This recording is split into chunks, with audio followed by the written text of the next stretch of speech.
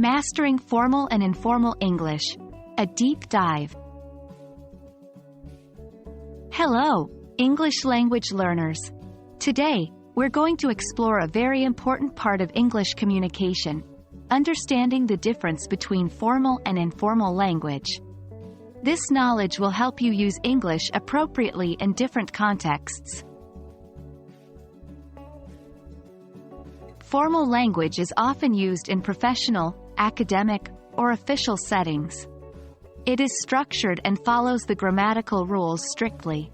On the other hand, informal language, also known as casual or conversational English, is used in everyday situations and is more relaxed in terms of grammar and vocabulary. Formal language is polite, distant, and requires more complex sentence structures, while informal language is friendly, direct, and may use simpler sentence structures and slang.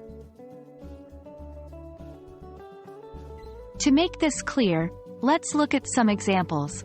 I am writing to inquire about your hotel's accommodations.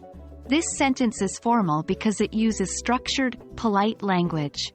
We regret to inform you that your application has not been successful. Here, the language is very professional, distant, and polite.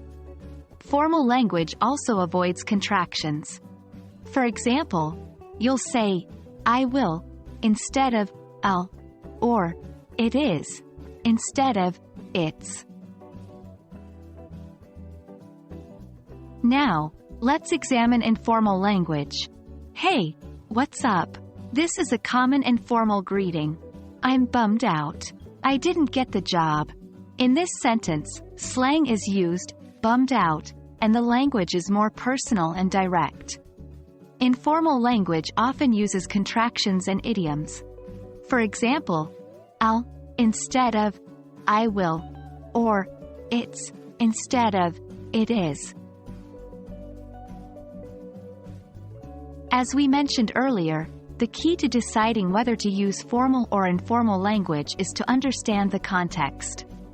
Use formal language in academic essays, professional emails, job interviews, and official documents. Informal language is appropriate for casual conversations, text messages to friends, or social media posts. And there we have it.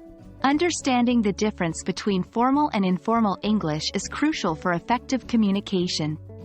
Remember, the choice between formal and informal depends on the situation and the relationship you have with the person you're speaking to.